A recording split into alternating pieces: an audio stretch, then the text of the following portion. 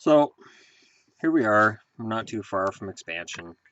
And in terms of who's available, who's going to end up being available, that's going to change from now till expansion day. But I thought, you know what? It's been a while since I did an expansion draft. And paying attention to the expansion draft, here's the thing. So they have to draft 30 players. They have to draft 14 forwards minimum, 9 defensemen minimum, and 3 goalies. Plus, 20 out of the 30 players that you draft have to be under contract through 17-18. That's major. That's the part that I think you're going to see teams having a problem with. Now, I went through and I did a draft, and there are some players in here that people are going to get upset about and say there's no way in hell he's going to go. And I'm sorry, but as the teams stand right now, this is where the weakness is.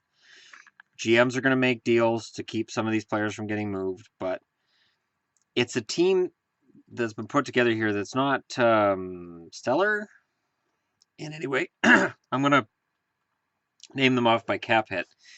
The cap for this team is at $61 million, which is plenty of cap space for next year. So let's dive into this. So the cap hit is for this team for this year is $61 million. Or is that for next year? Yeah, for next year there's $43 million in cap hit. That's a cap space of $29 million, and it leaves them basically they're at the cap floor if they don't sign any of the guys that I had them pick up.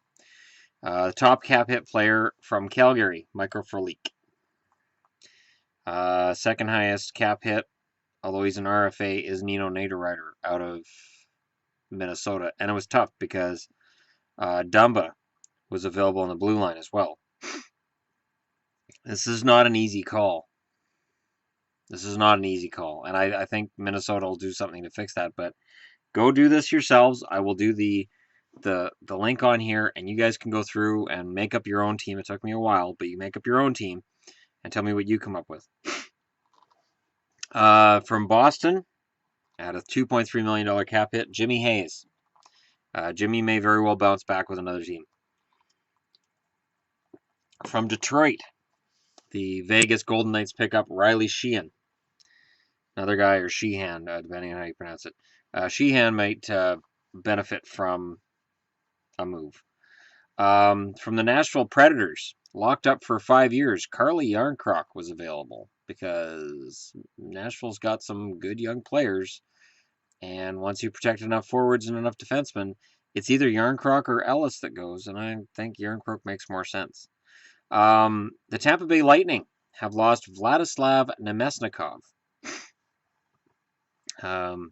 He who can play center and left wing, $1.9 million cap hit next year.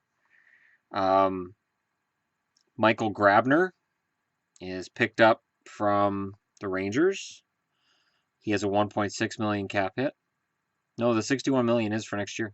That is next year's cap space. That's really good. The New Jersey Devils lose Devontae Smith-Pelly because he also has a contract through next year. The Carolina Hurricanes lose Joakim Nordstrom. Again, $1.2 million cap hit going through next year. Montreal Canadiens lose Paul Byron. Plekanec is available. There's no way Plekanec goes. Paul Byron. Every forward is 29 or younger on this team. Based on what's been said that apparently speed and youth is what McPhee wants. The Edmonton Oilers lose Anton Lander, who's an RFA, but I think there's enough there that they'll give him a shot. The New York Islanders lose Shane Prince. The Ottawa Senators lose Ryan Dzingel, who's RFA. The Pittsburgh Penguins lose Tom Kuhnhackl. And the Phoenix/Arizona Coyotes lose Josh Juris. Josh Juris goes to the expansion team. Now, it's interesting because guys who can play center that are on this team are Frolik, Sheehan, Yarncroc, Nemesnikov, Byron, Lander, Dzingel, and Juris. and loading up at center is not unusual for an expansion team. Now, the blue line, this is tough. The Anaheim Ducks lose Sami Vatanen. I do not expect Vatanen to be available. I expect him to either be moved to a team that can protect him or Anaheim to make a deal to make sure that Vegas doesn't touch him. From the Vancouver Canucks, Lucas Biza.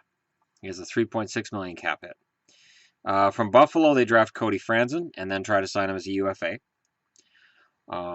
Or before he hits UFA, technically. The San Jose Sharks lose Brendan Dillon, who signed at $3.27 million for the next 3 years. From Winnipeg, Mark Stewart from the blue line. And then 2 RFAs are next on the list. Dmitry Orlov out of Washington and Alex Petrovic out of Florida. St. Louis loses Robert Bertuzzo, $1.15 million. Out of Philly, Brandon Manning is available, and Vegas picks him up. And Edmonton immediately checks off every time they play Vegas over that next season. Connor Carrick is the expansion fodder for Toronto. Lots of potential there. He's currently on the IR, but there's lots of potential with that guy. And from Dallas, Stephen Johns is the guy who goes. That's an okay blue line. There's almost no offense on it, but it's an okay blue line for playing back. And again, the only blue liner I picked that's over 30 is Mark Stewart. That's it. Everybody else is 29 or younger. In net, and this is not how things would start. This is who they're drafting. Semyon Varlamov out of Colorado because Pickard is picked. Or Pickard is protected, I should say, so Semyon Varlamov gets picked. Ben Bishop gets picked from the Kings. Joonas Korpisalo gets picked from Columbus. Scott Darling is picked from Chicago. By the time the opening faceoff is taken in October, Scott Darling and Korpisalo are the 2 goaltenders. Bishop is 30 years old. Varlamov's 28. Darling's 28. Korpisalo's 22. With Darling and Korpisalo and a competent blue line and whatever they would get as free agents, Vegas has a pretty decent team. So that's my Las Vegas Golden Knights. And as I said, it took a while to get there. They make you go through every single team for all 30. And they try to make sure that you're exposing the right number of players. You have to expose a certain amount of players who've played 40 games, certain amount of players who've got a certain amount of experience. And Vegas has to draft guys who have a contract through 18. So when you look at a lot of guys and go, wow, they don't have a contract. Yeah. There's a lot of NHL GMs right now that are saying, I'm going to leave this guy as an RFA/UFA, and I'm going to wait until after the expansion draft, and then I'm going to give him an extension. That way Vegas can touch them, but Vegas will be less likely to touch them. So you'll notice Matt Murray wasn't drafted out of Pittsburgh because I honestly think Pittsburgh's going to make a deal, and there's no way that Matt Murray goes to Vegas. I just can't see it. Pittsburgh will make whatever deal they have to in order to make sure that he doesn't go there. So I will go ahead and take from capfriendly.com the link to this. Do your own expansion draft. Post your list. Remember, 20 non-expiring contracts. Got to be 20 guys with a contract through next year. 14 forwards, 9 defensemen, 3 goalies is minimum. You got to hit the low end of the salary cap, not go over. And you got to remember what McPhee's looking for. So I stayed away from the veterans. I stayed away from anybody over 31. I made sure that I was drafting a team of players that could become and gel into a pretty good, solid team. And I think I did okay. Let me know in the comments below what you think. Don't forget to hit like and subscribe if you're just browsing your way through. And tonight's hockey is going to be fun. I'm really looking forward to watching it. I know you guys are too. I can't wait for the playoffs. Anyways, that being said, I am done for now. I will probably be back later tonight with another video. The hockey pool is still on tap. We haven't got the van back yet. The van broke the other day. So there's stuff that we're doing. And of course, it's Yvonne that does the help with the hockey pool. For anybody who's new to the channel, there was a hockey pool at the start of the year. There's no way really to get into it now. But come next year, there will be a new hockey pool, and it will be done differently. because now there's a lot of subscribers to this channel, and if I open up the hockey pool and make it the same rules that we have this year, it'll be chaos.